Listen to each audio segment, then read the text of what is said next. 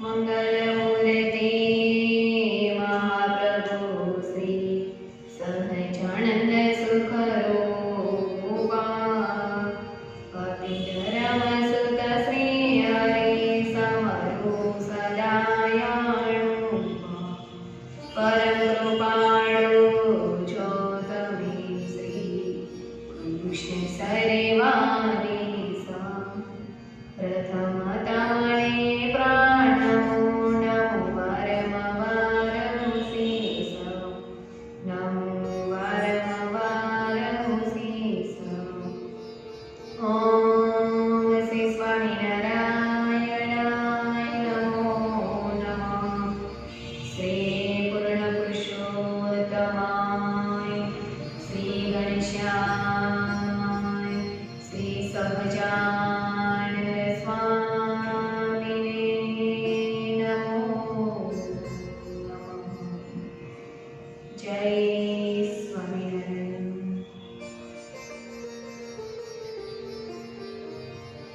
વચન વિધિ ગ્રંથમાં આપણા જીવનમાં જે અંતઃશત્રુ છે તેના વિશે આજે નિષ્કુળાનંદ સ્વામી આપણને સારા એવા સરળ દ્રષ્ટાંતો આપી અને આપણને સમજાવી રહ્યા છે કે જે દ્રષ્ટાંતથી આપણે આપણા જીવનમાં જે વિઘ્નરૂપ કરનાર છે એને આપણે કરવાના છે કે એ અંતઃશત્રુથી આપણા જીવનમાં અનેક પ્રકારના કષ્ટો આવતા હોય છે કે જે આપણે કથાનું જ્ઞાન ન હોય તો એ કષ્ટોમાંથી આપણે પાર કરી શકતા નથી. પણ જ્ઞાન થવાથી જ આપણે આપણું જીવનમાં પરિવર્તન આવે છે. પરિવર્તન આવે પછી આપણે એ જે કંઈ અંતઃશત્રુ રૂપી આપણને કષ્ટો આવતા હોય તેમાંથી પાર પડી જઈએ છીએ કે ઈર્ષ્યા, માન, ક્રોધ, મત્સર, આશા, તૃષ્ણા આ આપણા અંતઃશત્રુ છે. આ અંતઃશત્રુને આપણે ત્યારે જ જીતી શકીએ જ્યારે કથારૂપી જ્ઞાન આપણને મળતું રહે છે. ત્યારે આપણે આ અંતઃશત્રુ જીતી શકાય છે. કે આપણે માણનો વિષય લીધો છે. હમણાં આપણે માણ વિશેની કથાનું શ્રવણ કરી રહ્યા છીએ કે માણ કોઈ પણ પ્રકારનું રાખવું નહીં. ઘણાને પોતામાં આવડત હોય છે, પોતે કેપેબલ હોય છે, તો એનું પણ માન હોય છે. અનેક પ્રકારનું હોય માન, પણ કોઈનું કંઈ રાખવું નહીં. કે જ્યારે નારદજી હતા, નારદજી વીણા વગાડવામાં ખૂબ પ્રવીણ હતા, નિપુણ હતા. નારદજી જ્યારે સભામાં આજે વીણા વગાડે છે ત્યારે ત્યાં બેઠેલા ભક્તજનોનું હૃદય ડોલવા લાગે છે અને નાચવા લાગે, એવા ગુલકાન થઈ જાય છે, એવા મસ્તાના બની જાય કે જાણે શું કરીએ એવું આજે દરેકને થઈ જાય છે. જ્યારે નારદજી વીણા વગાડી રહે ત્યારે તો લોકો એમની ખૂબ વખાણ કરે છે અને વાહ વાહ કરે છે. ધન્ય હો નારદજી, ધન્ય હો નારદજી, વીણા તમે ખૂબ સુંદર અને બધાના મનને બહેકાવે એવી તમે વીણા વગાડી રહ્યા છો. આવી વીણા તો અમને કંઈ સાંભળી જ નથી કે, અને જાણે સાંભળ્યા જ કરીએ અહીંયાથી ઉઠવાનું પણ મન નથી થતું. નારદજી, તમારા જેવી તો કોઈ વીણા વગાડી ન શકે. તમારી વીણા વગાડવાની સ્ટાઇલ તો કંઈક ઓર જ છે. તમારી વીણામાં તો કેવું જાદુ છે. અમારા બધાના મન જાણે મોહી ગયા છે. તમારી વીણાનું તો શું આજે અમારી જીભ વખાણ કરતા પણ થાકી જાય એટલા વખાણ કરીએ કે ના પૂછો વાત. આજે ભક્તજનો રોજ આજે નારદજીના ખૂબ વખાણ કરી રહ્યા છે. માણસને જીવનમાં વખાણ આવે, વાહ થાય અને મોટો થવા લાગે. જેમ તેમ જીવનમાં તે સમયે આપણે માન આપતું જાય. નાના હોય અને દાસાનો દાસ થઈને રહી શકે અને નિર્માણી થઈ શકે, પણ જે આપણે મોટા સ્ટેજ પર પહોંચ્યા હોય ત્યારે આ પદવીને આપણે સાચવવી એ બહુ મુશ્કેલ છે, એ ઘણું કઠણ છે. એ પદવી તે સમયે સાચવી શકે ને તે જ મહાન છે અને એ જ મોટો છે. નાના હોય તો સાચવી શકે, પણ મોટા થઈ અને કોઈ પણ પ્રકારનું આજે મંદિરમાં કે સમાજમાં ઘરમાં માન ન માગે એ જ આજે મોટો ને મહાન છે. નાના હોય ત્યાં સુધી ને બધું ચલી રહેશે. ઘરમાં છોકરા હોય ને નાના હોય ત્યારે જેવું પહેરાવો જેવું ઓડાડો એ બધું ચલે. મોટા થયા પછી એ ચલવે ને એ જ ખરા છે. એવી રીતે માણસ સ્ટેપ બાય સ્ટેપ પગથિયું જેમ વધતો જાય ને એમ એનામાં અહમતા આવતી છે, અભિમાન. હવે હું કંઈ પણ છું, બધા મને પૂછીને જ કરે, મને પૂછ્યા વગર કોઈ કંઈ જ ન કરે. એટલે માણસમાં થોડું અહમ આવતું જાય. અહમ આવવા લાગે એટલે માણસ થોડો આજે માન પાણવાળો થઈ ગયો છે. એમ આજે ભક્તજનોએ ખૂબ પેટ ભરીને નારદજીના વખાણ કર્યા.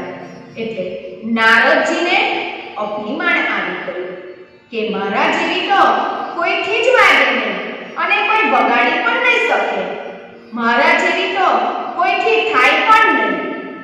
નારદજીને આવું અભિમાન આપવા લાગ્યું છે. અંતર્યામી મહારાજ છે. ભગવાનને ખબર પડી ગઈ છે કે નારદજીને અભિમાન આવે છે. પ્રભુને થયું કે જો એ તો સંત છે, સંતમાં અભિમાન શોભે નહીં, એમાં અભિમાન આવશે તો એમની સંતની પદવીને આજે લાંછન લાગશે. એટલે જ્યાં પ્રભુ છે ત્યાં આગળ આજે નારદજી ગયા છે.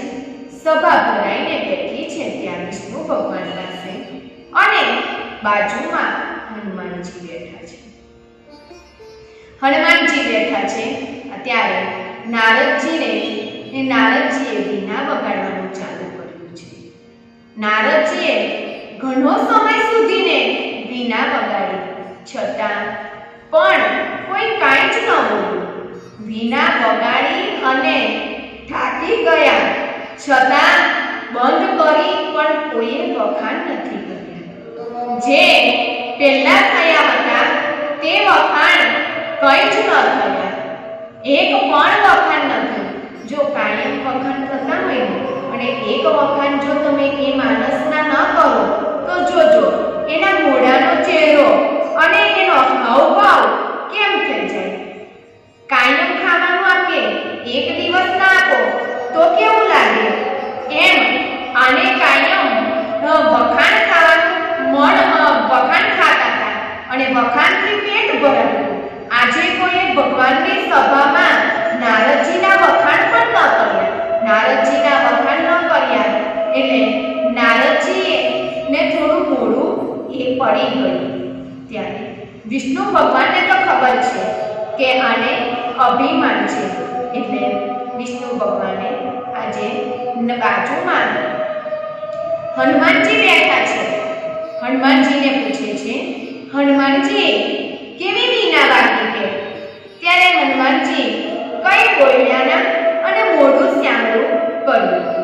ત્યારે પછી નારદજીને થોડી મનમાં ગુસ્સો આવ્યો. નારદજીને એમ થયું કે આ સભાજનોય કાંઈ ન બોલ્યું અને હનુમાનજી કાંઈ ન બોલ્યા. એટલે નારદજી આજે ભગવાનને કહે છે, ભગવાન આ સભાજનોને પૂછવું હતું ને, એ તો હનુમાનજી તો આજે માનતાની જાત છે કે એને શું ખબર પડે કે સંગીતમાં, અને એ તો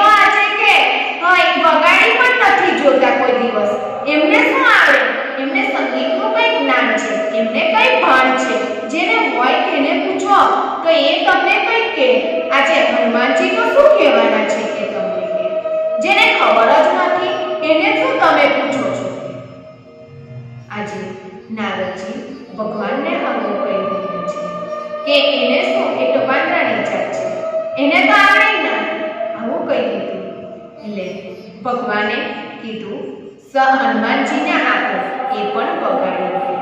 ત્યારે નારદજી કે ના, એ મારી વીણાના કે સૂર તોડી નાખશે, કે એને કઈ કિંમત હોય, કે એને ના અપાય. કે ત્યારે ભગવાન કહે છે હું કહું છું ને તમે આપો, હું કહું છું આપો, પણ એને આવડે નહીં.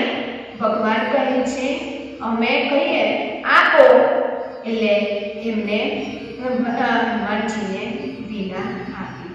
જો ભગવાનનો રાજીપો હોય ને તો એમાં મૂંગો જીવ હોય ને તે પણ આજે વાતચીત થઈ જાય છે, બોલતો થઈ જાય છે. હનુમાનજીને કંઈ વીણા વગાડવાનું જ્ઞાન નહોતું, પણ ભગવાનનો રાજીપો છે એટલે જ આપણે કહીએ છીએ એની આજ્ઞા પાડીને ભગવાનનો રાજીપો મેળવી લો.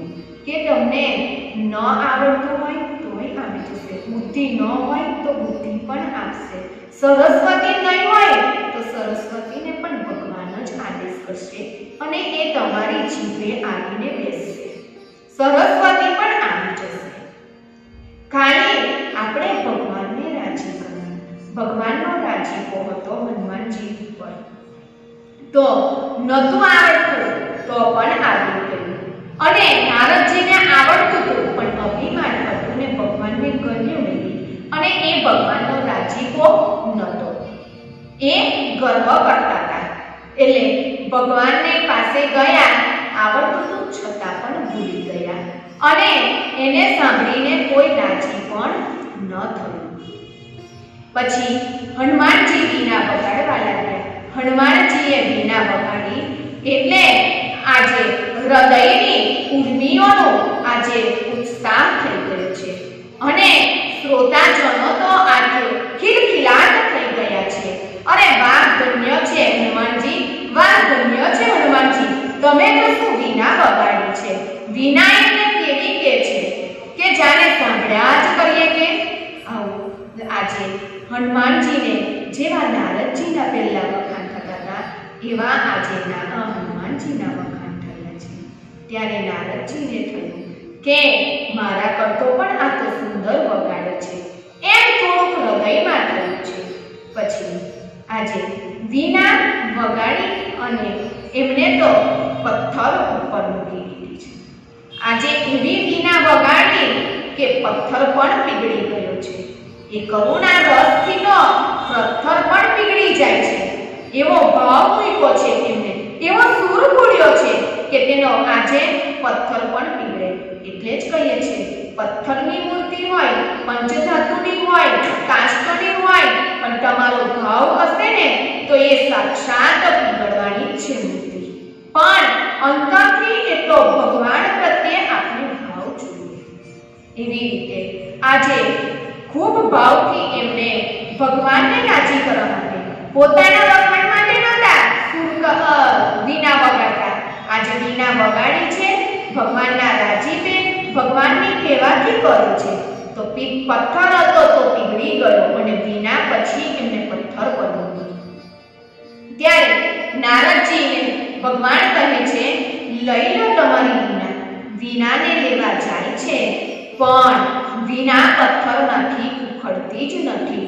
એ ગમે તે ખૂબ કોશિશ કરે છે, પ્રયત્ન કરે છે, છતાં પણ વીણા ઉખડતી નથી. ત્યારે આજે નારદજીને ભગવાન કહે છે પથ્થર જેવા પથ્થરને પણ પીગળાઈ દીધો. કે એવું કરુણમય આજે હાસ્યથી અને રહસ્યથી એમને એવો સૂર પૂરીને આ વીણા વગાડી છે. નારદજી કે હવે પછી તમે વીણા વગાડો તો એ ઉખડે છે. એમને પ્રયત્ન કર્યો, ન ઉખડી. ત્યારે નારદજી કહે છે પ્રભુ હનુમાનજીને કહો, હનુમાનજી આજે વીણા વગાડશે ને તો જ આ પથ્થર પીગળશે, પથ્થર પીગળશે તો જ આ વીણા મારી છૂટી થશે. કે પછી પાછું ભગવાને હનુમાનજીને કહ્યું, અને હનુમાનજીએ વીણા વગાડી, અને ત્યારે પથ્થર પીગળ્યો, અને એમની જે વીણા હતી, વાંસળી હતી, એ આજે છૂટી પડી અને નારદજીએ લીધી.